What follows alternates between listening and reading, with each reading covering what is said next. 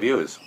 Well, while I remain bewildered at the fuss these videos are causing, I shall plough on, particularly as somebody has asked, basically, what did people wear when they did this reel? How do we know? Do we know how hard they hit each other? All that sort of stuff. How did they practice? What an excellent and uncharacteristically relevant question. So, let's find out. So we're going to start in the 13th century, so the era of 133, the earliest currently known historical fencing manual, in a manuscript called the King's Mirror. We are told, as a bit of advice to a young man-at-arms, look up some fellow henchman who likes to drill with you and whom you know to be well trained to fight behind shield or buckler. Always bring heavy armour to this exercise, with either chainmail or thick gambeson, and carry a heavy sword and weighty shield or buckler in your hand. In this game, you should strive to learn suitable thrusts and such counterstrokes as are good, necessary, and convenient. Learn precisely how to cover yourself with the shield, so that you may be able to guard well when you have to deal with a foeman. If you feel it is important to be well trained in these activities, go through this exercise twice a day, if it is convenient, but let no day pass except holidays without practicing this drill at least once, for it is counted proper for all kingsmen to master this art, and moreover it must be mastered if it is to be of service. So the advice is basically to put on your normal battle armour, and by the sounds of it, practice pretty lustily. So what sort of stuff did they wear as normal battle armour? Well, stuff like this.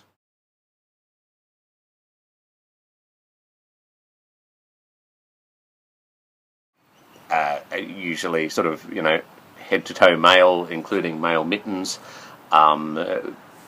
something padded underneath usually, and of course there were plenty of full-face helmets around at the time that you could wear to cover your face.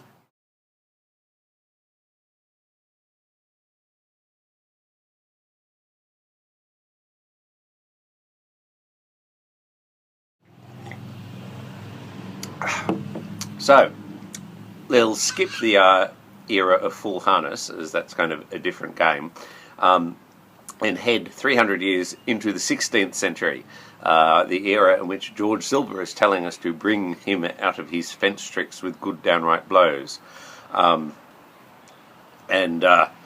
is exhorting us to play what he calls, to practice with what he calls rough play, with force and time. Now, Silver doesn't tell us what to wear or how to do this, and we have very scanty accounts of it. But fortunately, Sir Philip Sidney wrote some advice to his brother, in which he says, "When you play at weapons, I would have you get thick caps and braziers, and play out your play lustily, for indeed tricks and dalliances are nothing in earnest, for the time of the one and of the other greatly differs."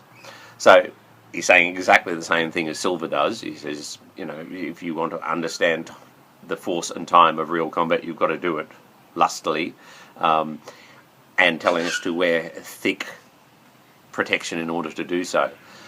So what sort of stuff did they have available in the 16th century?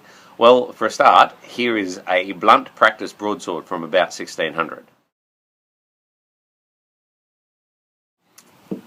In addition to that, they of course had lots of full-face helmets. So this one, to me, because it's got gaps in the cheeks and things, does not look like it's meant for jousting. It looks very much like it is meant basically as a fencing helmet, something that covers yourself during sword practice.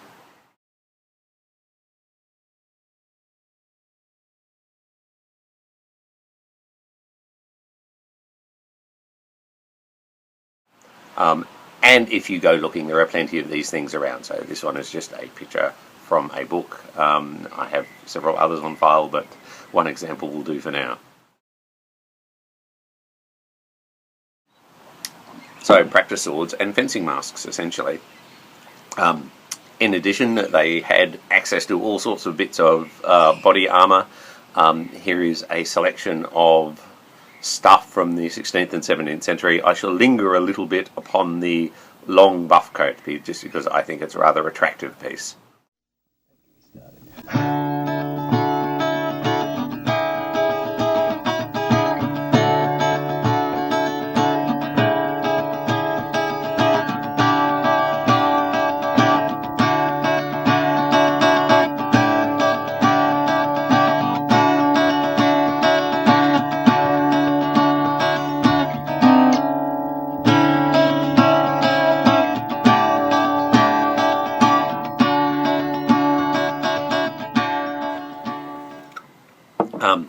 This one is an interesting little set. I came across this on a backroom tour of a Scottish castle 15 years ago, and this was apparently a set of stuff that had been preserved together, and it was presumed that it was belonged to one of the previous occupants of the castle. And this was essentially his fencing gear. So it consisted of a pair of feathers, which you will see, and a helmet with just an icelot and a mail shirt, and one can assume he also had some sort of padded jupon that went under that, and some gauntlets that have been lost in the ensuing centuries. But it's interesting as this appears to be an actual Scottish lord's practice stuff.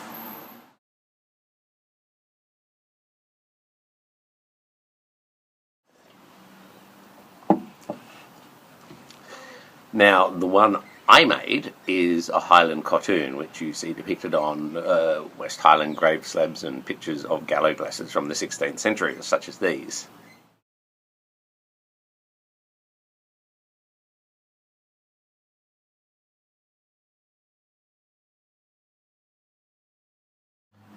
Now, cartoons were designed as armour. That was your armour, battlefield armour.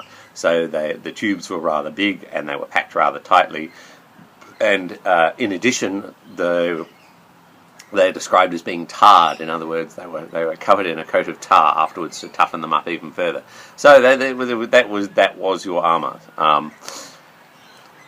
And it was used by guys who fought not just with broadswords and targes, but with great big two-handed claymores and sparth axes, so sort of 5-6 Dane axe type things, and spears and all that sort of stuff. So it was that was battlefield grade armour.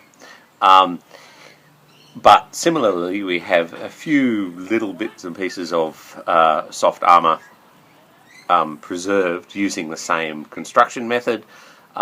So, for example, this is the Black Prince's jupon, which comes from a little bit earlier, obviously. But it's made in exactly the same way. It's sewn into tubes and stuffed. Now, jupon is meant to go underneath mail, which then goes underneath plate. So the size of the tubes, thus the thickness of the armour and the density of the stuffing, could be varied depending on what you want to use it for. If it goes underneath something, or if it's presumably around flexible bits, you would stuff it a little bit less. And if you want it as armour in and of itself, such as the Highlanders did, then you'd stuff it a little bit more. But basically that's how they were made. I also have...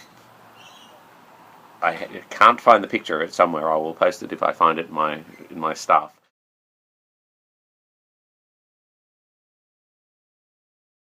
A 16th-ish century Italian jacket made in exactly the same way. Instead of vertical tubes, it comes in sort of V's and diamonds, and it's got little bits over the thighs and shoulder pads, and nice little buttons down the front. And being Italian, very stylish and very attractive thing you would not be ashamed of walking around town with. But again, still quite stiff and quite significant amount of padding, and would have been perfect as a fencing jacket. So that's really the 16th century.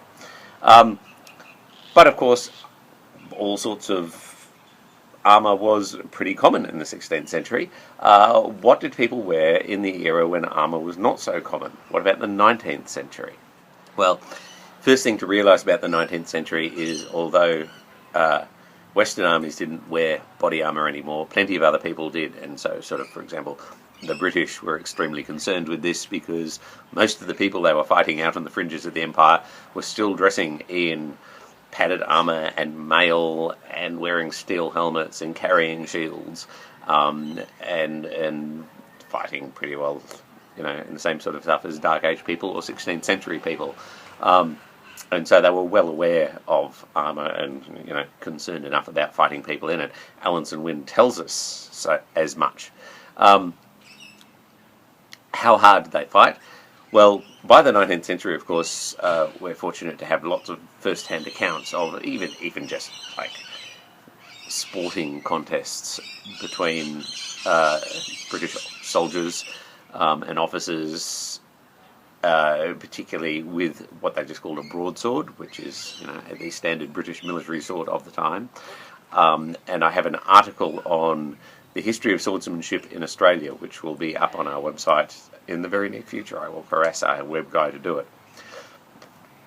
But amongst the first-hand accounts of some of these competitions, you get the impression that they were going pretty hard. And they weren't always friendly about it either. There was, in one particular contest, the two guys obviously did not like each other, and so they neglected to blunt their swords sufficiently. The end result of which was somebody got a sword to the groin, and the police had to stop in and stop the competition before he bled to death. So they went pretty hard. In another account, a chap had his hand broken. I think he was doing bayonet against a guy on horseback with a broadsword, and had his hand broken. And the guy who broke his hand said it was his own silly fault for not wearing steel gauntlets. So they were obviously going fairly, hell for leather with it. What they wore, well, we have lots of examples of it. So on their heads they wore what's called a broadsword helmet or a bayonet helmet, and it looks like this.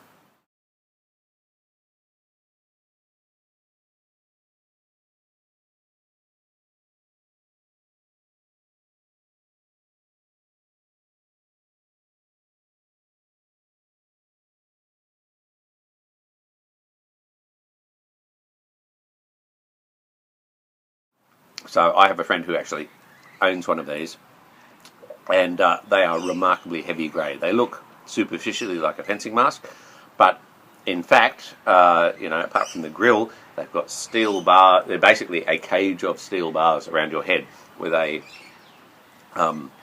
cradle inside to give lots of nice cushioning for your head when you're hit, and then the steel cage is covered usually in very, very thick, heavy leather. I've even seen some with sort of steel plates in there. So very, very heavy, much heavier than anything that we would wear. Honestly, they remind me more of an SCA heavy helmet than anything else. Certainly overkill for sword, but when you consider that they were whacking each other in the head with musket butts during bayonet fencing and jousting with lances, you can kind of see the reason why they went for kind of overkill on the head protection. So it was very, very heavy. The body armour was usually leather, quilted and stuffed with horsehair. So basically a little bit like you're wearing a leather couch. So again, quite densely padded. I've actually got to fondle one of these. And again, so it's quite thick, it's quite heavy. Interestingly, they were open at the back, such as I'll put a photo up now.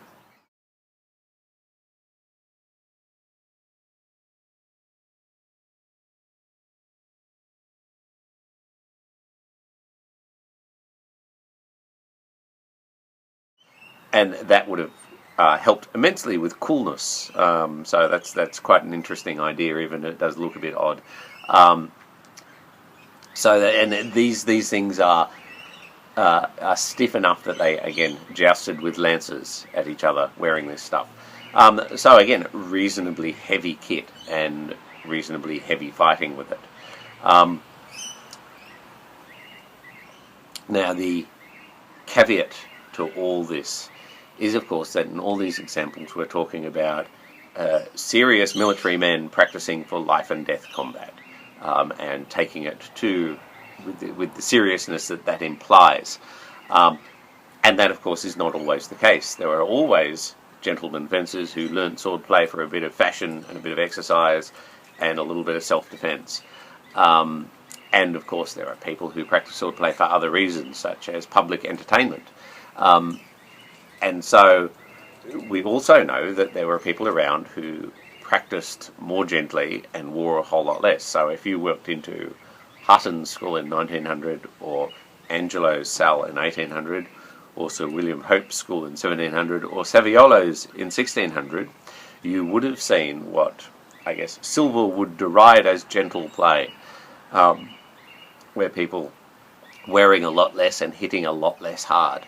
And as far as we're concerned, as people reconstructing these arts, there's nothing wrong with that. Okay, if you are reconstructing Angelo's small sword, it would be utterly inappropriate to dress people up in huge amounts of padding and have them run into each other and put them in arm locks and headlocks and throw them roughly to the ground, because in the context in which that art was practiced, that was not done. That was not the done thing, and they would have had very short shrift with you had you tried.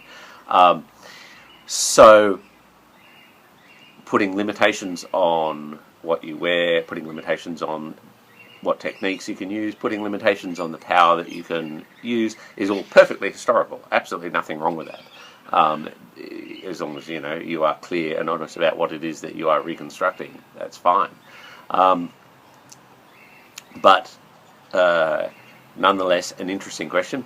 That is a brief survey of kind of what we know about what people wore and how hard they practiced, and which approach you take really depends on what art you're practicing and what your focus is. And there's no right or wrong about it. It just is what it is. And the best thing you can do is research how people practice your art, and try and reconstruct that as accurately as possible. Just bear in mind that other people practice other arts that were practiced in other ways, and sometimes incompatibilities can result. And so you've got to kind of be aware of that when you are cross-bouting with people from other places that do other things. So that's it. I'm going to go and make myself another Pimm's.